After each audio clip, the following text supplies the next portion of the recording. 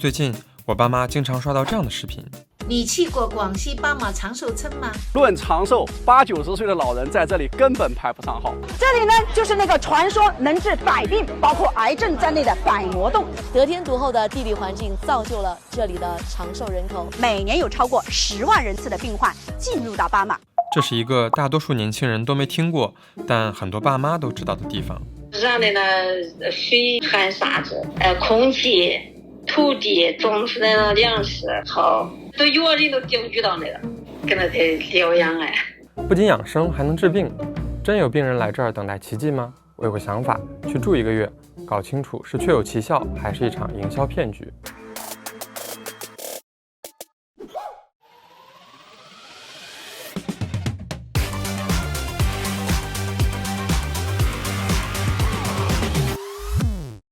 我先找了一位最近跟爸爸去巴马住过一段时间的网友。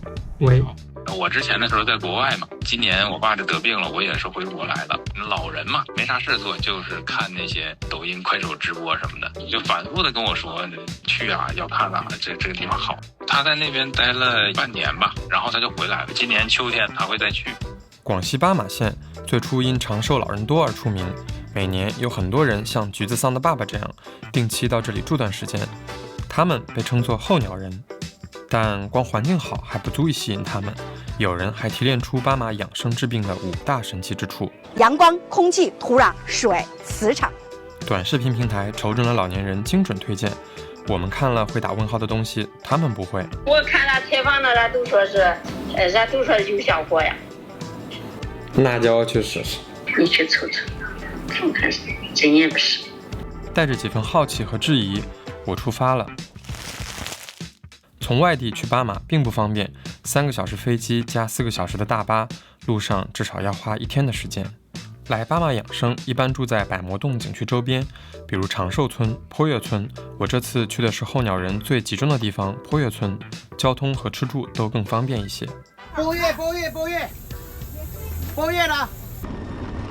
现在先去找住的地方。虽然大街上随处可见租房广告，但房子并不好找。今年一整年没有淡季哦。短租这2天没有吧？短租呗，没有吧？我是没有。没有。长租22年的可以的。多少？22年。来这儿旅居的很多一住就是后半辈子，因此短租房并不好找。找了半天，终于找到一家可以按天出租的公寓。这个是1天138。我在南宁市区住的酒店，1晚也才不到120。这也挨得太近了吧？洗到一半没水了。这些离谱的事儿只是开端，真正的巴马体验才刚刚开始。我打算一一体验巴马的5大神奇之处。第一，水。这里的街上有很多卖水的店铺，卖的基本都是小分子碱性水。巴马水它是弱碱性小分子团，小分子水呢，它能进去人体细胞，进去的时候留下这些矿物质、微量元素，出去的时候它能把细胞壁上的酸性垃圾给慢慢代谢出去。丈母娘是高血压，之前吃药的，喝了8天以后就不吃药了。当然，神医。销售口中的巴马水不仅效果非凡，一些水的价格也很刺眼。不过候鸟人有更划算的方法喝到小分子碱性水，直接打，甚至打完直接喝。不用烧开吗？不用，直接喝。不会拉肚子吗？不会。问了几个人都得到肯定的回答，我决定试试。我才刚喝完，然后来了个大哥，他说这块的水是大肠杆菌超标，完肠胃不好的喝完后坏肚子，一般的喝了没事，看你自己的身体能不能享受。来，芒托13，也要拿点酸盐的一起吃。之后我又买瓶装的小分子水来喝，仔细看了看包装，我发现虽然商家在宣传时打着小分子水的旗号，但包装上并没有印这几个字。查了下资料，连百度百科都说是商家炒作的概念，分子团大小与健康并无关系，怪不得不让上包装。另外，也有专家提到，水分子团的大小主要受温度的影响，所以得到小分子团水最简单的方法就是第二，地磁。据说巴马的盘阳河下有个断裂带，因此地磁高于周边地区。高地磁又被认为能促进血液循环，改善睡眠，甚至治愈疾病。而巴马地磁最高的地方就在百魔洞。但进洞要买票，一张门票要将近80块钱，所以经常能看见一排人在洞门口坐着。坐这跟里面要蹭点儿，有的里头要正经西。为了深入吸收地磁，我办了张百魔洞的半月卡，花了500块钱。半月票。这个里面其实还挺大的，前面都挺安静的，走了一会儿，发现好像所有的人都挤在百魔洞中间这块。真有绝症患者来这儿吗？我问了一圈，一开始愿意跟我搭话的基本都是游客。我们昨天晚上到了，昨天晚上今天搁这儿待会儿10点多我们就走了。或者是纯粹来体验的短期候鸟人。他们说的那么神，吹得那么凶，我们肯定想来看看。我决定也来这儿躺几天试试。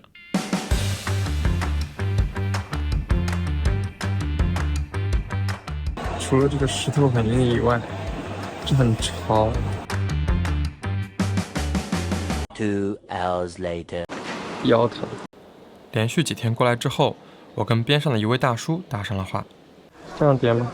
不是这样长的，先长的再小，就按照这个线儿。在我离开巴马的前几天，他跟我讲了自己的故事。膀胱癌、肾癌2个癌，扩到肺上面了，肾没有了，膀胱没有了，前列腺也没有了，这人基本上说的不好听话都残了。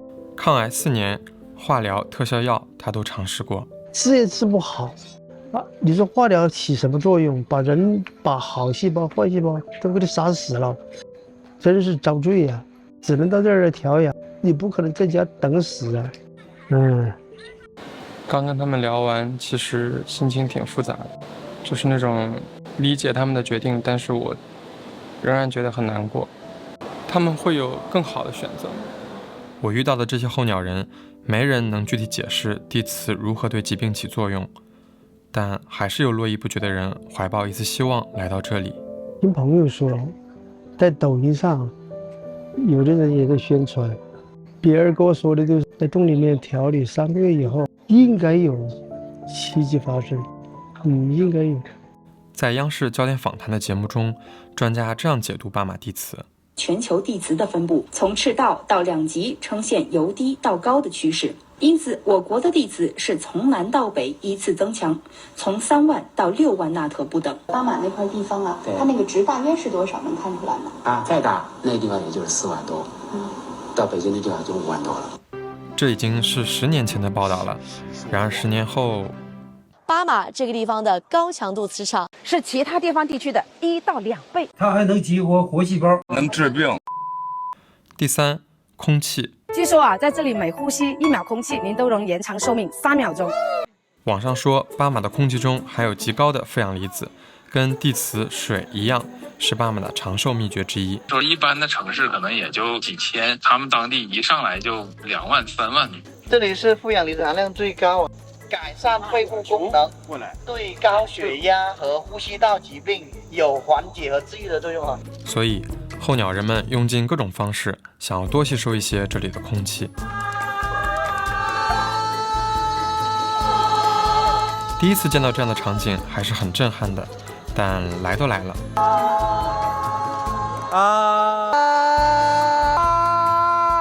我发现呼吸一口延寿3秒的说法好像来源于这本书。这么厉害的发现，这位教授一定很有名。我上网查了下资料，但居然是令哎！第4，食物。说这个地方啊，吃的东西好，富含有一种微量元素叫硒。但我其实没吃到什么本地食材，因为我住的这间房不方便做饭，而街上的小店卖的也基本上是各种地方美食。另外，我查到的资料显示，想补硒，吃肉蛋也可以，没必要神化某种微量元素，而且过量补硒还会中毒。第5，阳光。跟我说他们当地的阳光中没有紫外线，就随便晒不伤。如果没有紫外线，我应该不会怎么晒黑吧？其实从外面看好像白了点儿。哦。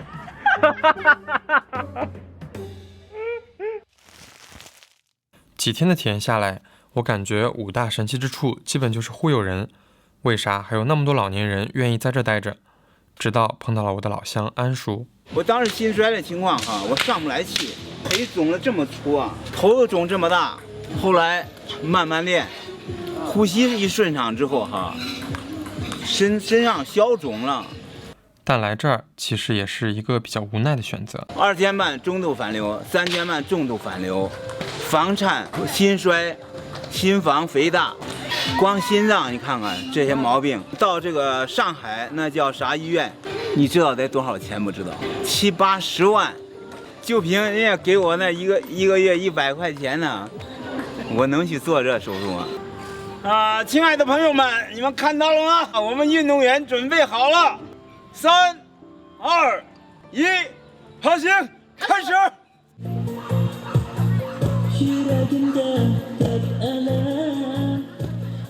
这种巴马这种地方，这些老人改变了他以前的生活方式，找到了一种社交圈子，他进入了新的一种状态。大家不停地听到正能量故事鼓励他，有可能真的会有一些比较好的状态。从这个角度看，巴马有点像一个巨大的老年活动中心，至少大家的作息更健康了。来体验的这段日子，我也顺便去了趟隔壁的长寿村。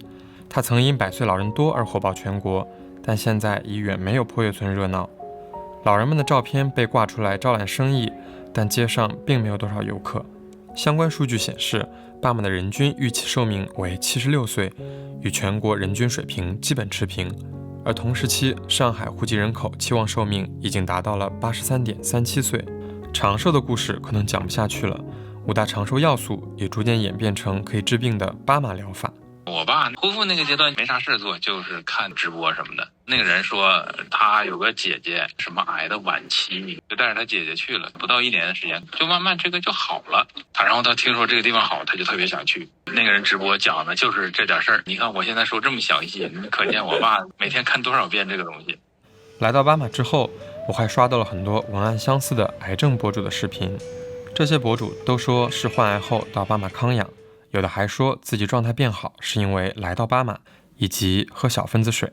我发现有一些品牌的营销已经非常精准地盯准了癌症或者重症病人，因为他们很绝望，幻想喝了这个东西会有用。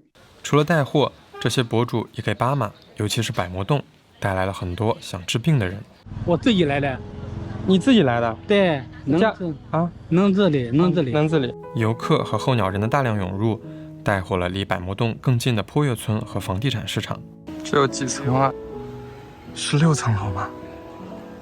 除了越来越多新建的握手楼，这里还有开发商建的小区，不过价格也更贵。4300是一室一厅，40多平啊。秋冬热门季节，巴马的房租价格和火热程度甚至可以比肩1、2线城市，但一些基础设施离城市还差得很远，交通不方便，街上只有几家药店，最近的医院在20多公里以外。遇到突发状况应该很难及时处理。在去巴马之前，我不太理解为什么有很多病人甚至是重症病人到巴马，在我看来这明显是风险大于收益的，但菠萝老师的解读让我从另一个层面理解了这些人的选择。对于癌症患者来说，你让他理性思维是极高的地方。所有的我们讲伪科学也好，骗局也好，不能只是说这些人愚昧，而是因为他们绝望。以前有个癌症病人给我讲过一句话，对我印象特别深：如果跳进粪坑里能够治好我的癌症，我不会犹豫，我就会跳。现代医学有很多的局限，可能很多的病都治不好，总会遇到各种各样的东西让你要离开。除了现代医学的局限，另一个让很多重症病人绝望的原因是费用。刚跟安叔叔聊完，他有一句话戳中了我，就是我没有办法感同身受。他说他身上有很多种疾病，退休金每个月几百块钱，医保的报销比例又很低。如果我是安叔叔，我不知道我会做什么选择。他们心目中可能会觉得，也许我到医院去治，你治好的概率是80%，你花80万。那我可能来这儿花2万，我治好的概率哪怕是2%，我还是有机会。我觉得其实是蛮悲哀的一件事情，所以我对去尝试这些人，我内心是有非常深的同情的。所以可能我们永远都会面对这样的一些悖论，那其实最后是教育、认知、选择的问题。我想起去年生病问诊的经历，我接受的教育、获取的信息，加上医保和其他保障，让我在面对疾病的时候有了更多的选择。我觉得他就很像我父母辈的这些人，他们没有机会像我一样，所以我确实没有办法感同身受。无论是因为什么原因来到巴马，看见背后的社会问题，才能理解他们的选择。但理解并不代表合理化现实，我仍然期望社会、平台、政府能有所行动。我不吃，您留着吃我。在巴马，我遇到的人大多真诚且善良，我也希望他们能够健康和快乐。慢慢来吧，走了，小伙子。行，好了，再见啊，拜拜。保重。所有的痛苦、烦恼、疾病，所有的一切不好的东西，统统甩进太平洋了。拜拜。好。